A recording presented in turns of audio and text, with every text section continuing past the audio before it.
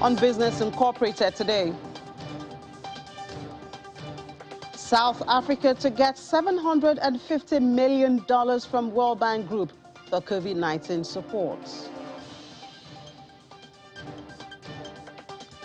IMF projects 2.9% growth rate for Angola.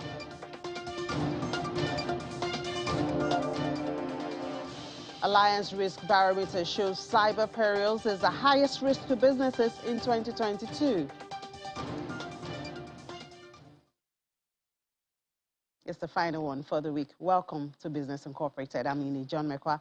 Well, let's begin today's show with the markets, and our first call is on the African continent as usual, which had mostly the green markets in the green territory as intraday. Nigeria's NGX was up by 0.6 points, nearing the 46,000. It started this journey 2 days ago.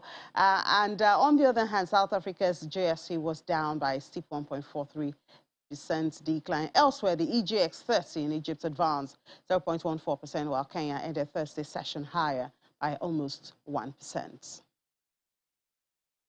And it's a similar sentiment in the Middle East, where all the markets we track were in the green zone. In the UAE, Dubai's main index posted the strongest gain of 1.29%, while Abu Dhabi index advanced 0.28%. Elsewhere in the region, the Saudi Arabia market index was 0.25% higher, while the Qatar index was a lone decliner. At intraday, it was down by 0.80%. We move to Europe now. European Union is proposing to label nuclear power and natural gas as sustainable investments, opening them up to masses of investment. And however, the very idea of either of these being considered green as member states split, Germany and France could not be further apart on this issue. We have Rob Watts now with the details. Hello, Rob. Well, a consultation on the EU's future energy plans ends today. What are the proposals? So the European Commission wants to label some nuclear and natural gas projects as sustainable investments. This would basically mean that they can receive billions of euros of funding that's reserved for projects that will help the EU to meet its energy climate goals. It would put them in the same bracket as renewable projects like wind, solar and hydropower. So the Commission has been consulting on this idea since it made its proposals at the very end of last year. And today is the final day for experts, businesses and activists across the EU to have their say. But over the past 3 weeks, it has become very clear that these proposals are highly divisive. And at the heart of that is a disagreement between member states over the very concept of nuclear or natural gas being green. And why do we have this disagreement whether nuclear and natural gas are sustainable? What's the root of it? Well, let's start with nuclear, because this is the big issue that separates the EU's two most influential economies, France and Germany. France is a major advocate of nuclear power, but Germany is about to complete a total phase-out of its nuclear power plants. The argument that nuclear power projects are sustainable is based around the fact that they emit zero CO2, meaning they are in line with the EU's carbon reduction goals. However, the argument against nuclear power projects is that they produce harmful waste. Now, the European Commission is hoping to allay that concern by requiring projects to include a plan for safe disposal of that waste before they can receive funding. As for natural gas, it's controversial because it is a fossil fuel after all. It does produce CO2. However, advocates point out that it produces considerably less CO2 than existing coal plants, for example, in member states. And natural gas is therefore an essential bridging technology to allow those countries to shut off their coal plants before renewable sources are ready to make up for the loss in power. So these are the arguments that will play out in the coming months following this consultation period. Yeah, and we'll certainly follow that argument. Well, let's go to the markets now, and we see that European stocks mostly fell yesterday. What happened? What drove that? Yes, it was an uncertain day on European markets, with stocks down in London and Paris, but edging just up in Frankfurt. The biggest influence was a bad day for US tech shares. That's down to something that we've talked about an awful lot since the start of the year: inflation. Tech stocks are having a tough time because of the apparent growing prospect of an interest rates rise in the United States. Also, London's FTSE was hit particularly hard by the latest developments in consumer goods giant Unilever's attempt to buy GlaxoSmithKline and Pfizer's consumer healthcare unit. Unilever has said it's not going to increase its bid of almost $70 billion for the business. That caused a drop in GSK's share price. But overall, it is those inflation fears in the United States that are casting a shadow over European markets. We'll see today if that carries through to the end of the week, with an early Federal Reserve rates rise growing ever more likely. All right, Rob, thank you so much. And of course, we'll see what happened yesterday's markets in the U.S. Later on. Enjoy your weekend.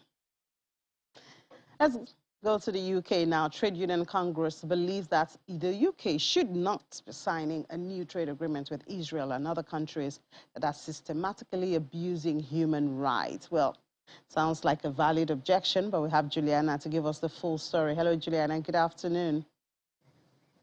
Good afternoon, Innie. What's the full story to this? Yes, well, unfortunately, it's not as simple as it sounds, because we know that the Israel-Palestinian row is geopolitical and can be very complicated, and it depends on where your political or religious rights stand is how you will take this story. But Francis O'Grady, who is the General Secretary of the TUC, did make a statement yesterday, and it hasn't gone down well with the Israel community here in the UK. In fact, they're pretty much angered. Part of the statement was, she says, the current UK-Israel trade and partnership agreement has no binding safeguards for protecting human and labour rights, nor enforcement mechanisms or sanctions if there are violation of rights. And this is absolutely to do with how the union perceive Israel are treating the Palestinian community. There were quick rebuttals and comments back from the Israel community here in the UK. One of them, the director of We Believe in Israel trade campaign, saying they're astonished and disappointed that the TUC would oppose a trade deal that would create jobs for British, Israeli and Palestinian working people. Now, this is all to do with Britain forging new ties or strengthening ties around the world. Liz Truss, who is now the Foreign Secretary, she was the Trade Secretary, and she tried to strike this new deal, which will be up for debate in the House of Commons. And the TUC have put their point across, which is a really difficult one for the British government, because the UK is Israel's largest trading partner in Europe, the third largest trading partner in the world, high-tech, medicinal and scientific breakthroughs.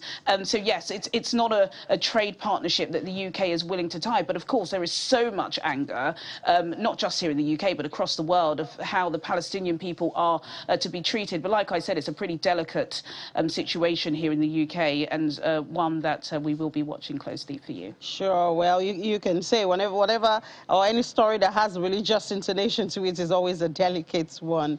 Well, a good one now. The UK intends to manufacture power cells for electric vehicle battery packs. Well, considering the capital involved in this, any word on the funding plans?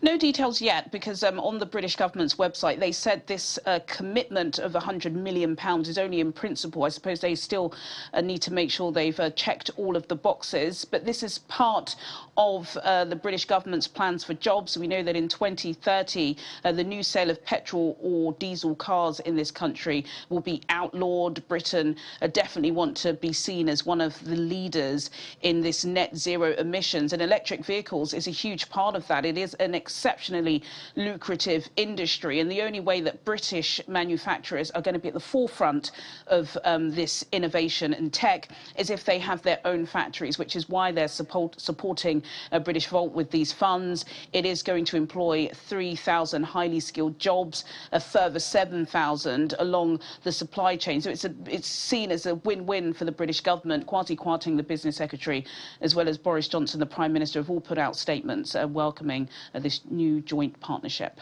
All right, and the FTSE was down. It went the way of the retail sales this morning. Has it recovered?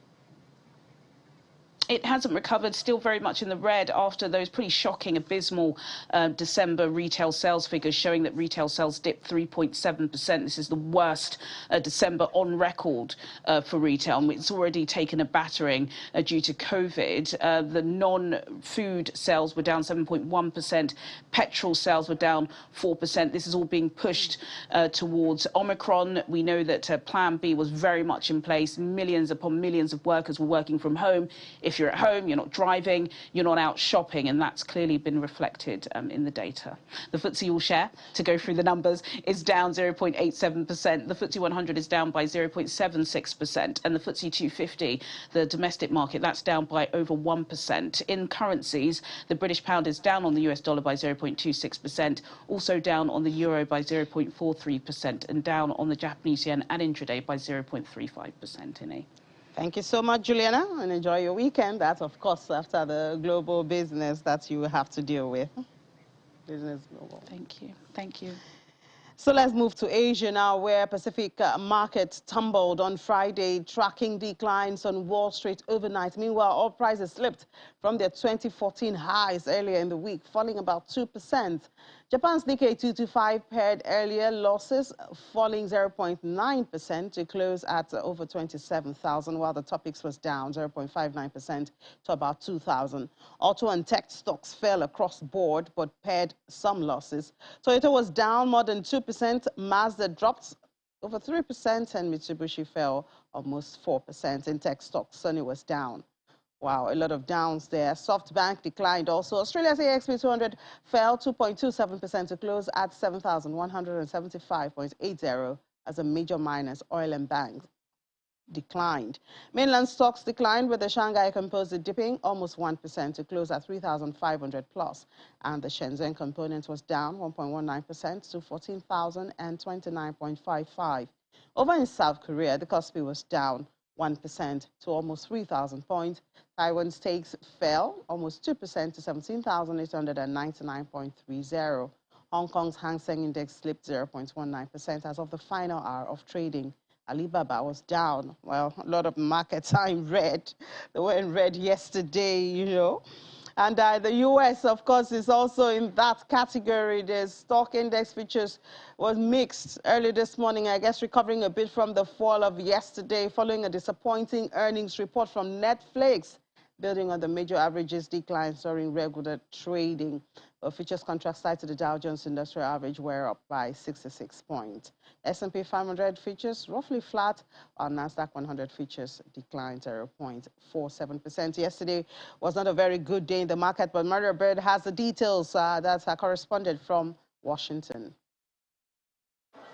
The U.S. stock market was much lower on Thursday. There was great concern around monetary policies, especially after President Biden's announcement that it's up to the Federal Reserve Bank to ensure inflation does not continue to increase in the U.S. The Dow Jones was down by 0.89%. The Nasdaq Heavy Tech was down by 1.3%. And the S&P 500 fell by 1.1%. This is also showing that the jobless claims report, second straight week of an increase, is impacting the market.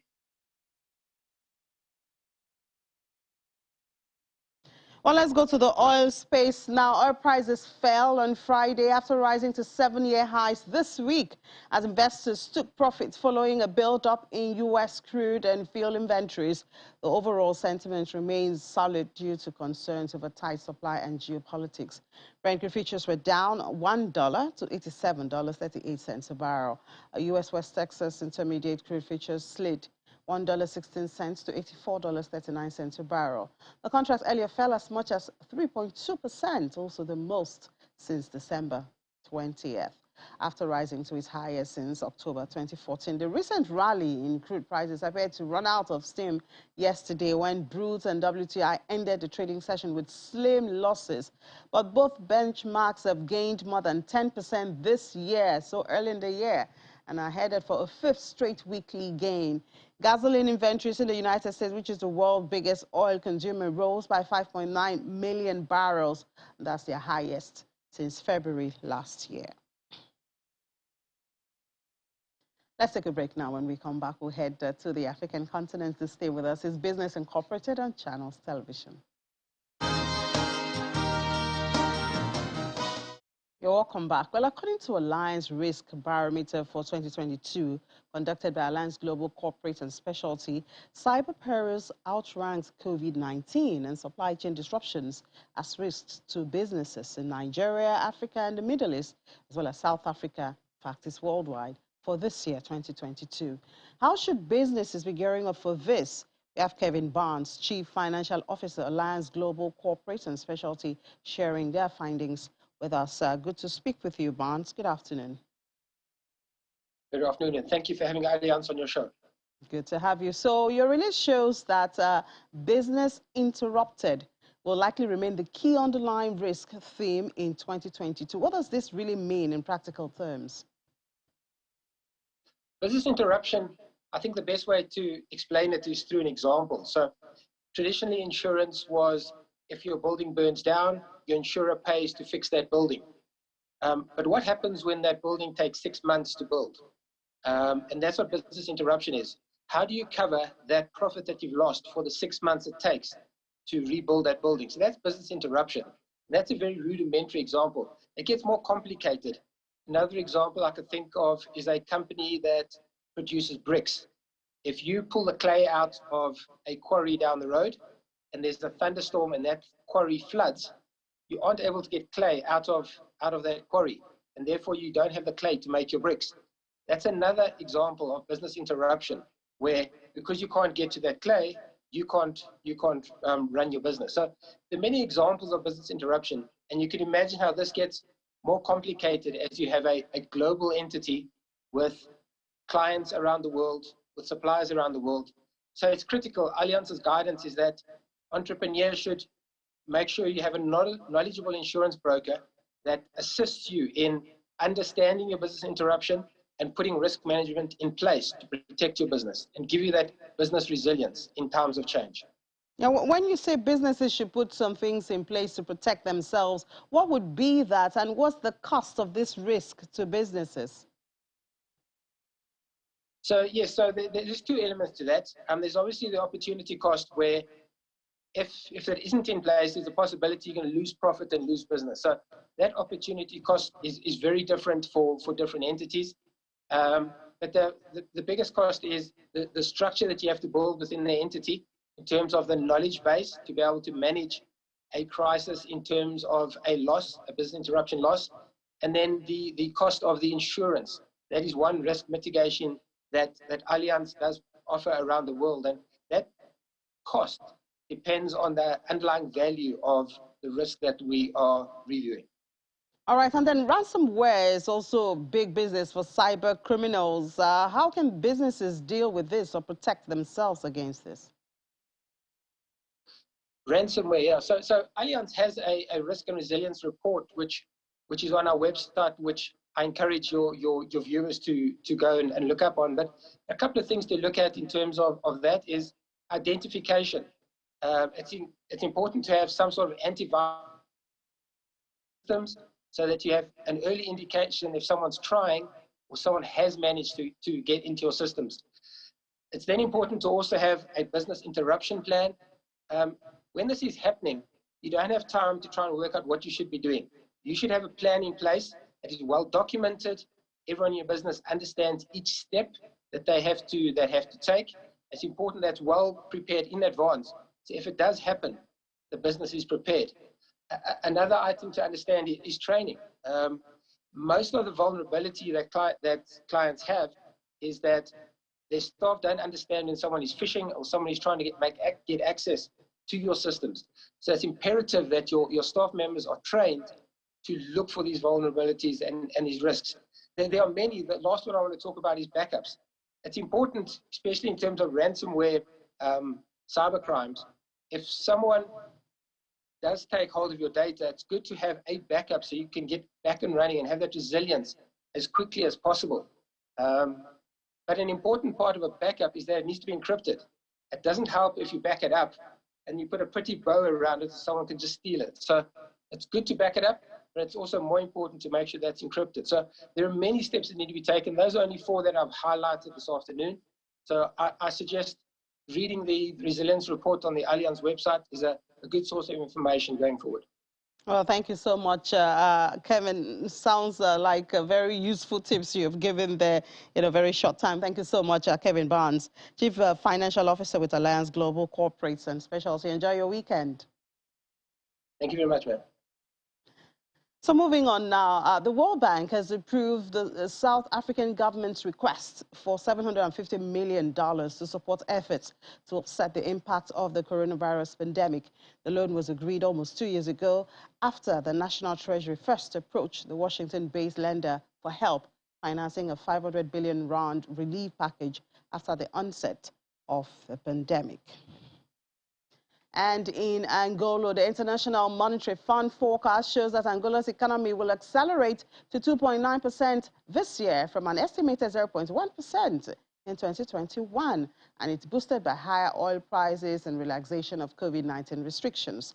According to the IMF, Angola's economic performance is beginning to improve after years of recession, though vulnerability still remains high, with very elevated debt levels and a heavy reliance on volatile oil export receipts. Angola's economic freedom score of 54.2 made its economy the 140th freest in the year 2021 index. Its overall score has increased by 2 points, primarily because of an improvement in judicial effectiveness. However, economic growth has stagnated in the past 5 years. And still on the IMF now, the International Monetary Fund has proposed a $50 billion trust fund for Nigeria and other low-income and vulnerable middle-income countries in an effort to build resilience to balance of payment shocks. The IMF stated that amid the COVID-19 pandemic, it is crucial not to overlook the long-term challenge of transforming economies to become more resilient to shocks and achieve sustainable and inclusive growth. The IMF identified climate change as another long-term challenge that threatens macroeconomic stability and growth in many countries through natural disasters and disruptions in industries, job markets, and trade flows, among others. The IMF stated that the challenges are not peculiar to low-income countries alone, classifying them as global public policy challenges. Seoul has signed a deal to lend Egypt up to $1 billion for infrastructure development, paving the way for South Korean companies to join railway, subway, and marine desalination projects in the African nation. The agreement, which will span between 2022 to 2026, is in addition to rubber stamping $8.9 million grant. Trade exchange between Egypt and South Korea increased by 23.6% in the first 10 months of 2021 to hit $1.9 billion, and that's up from $1.6 billion during the same period last year. Well, that's it on the program for this week. Thank you so much for being a part of it. I'm Ini John Mekwado. Enjoy your weekend.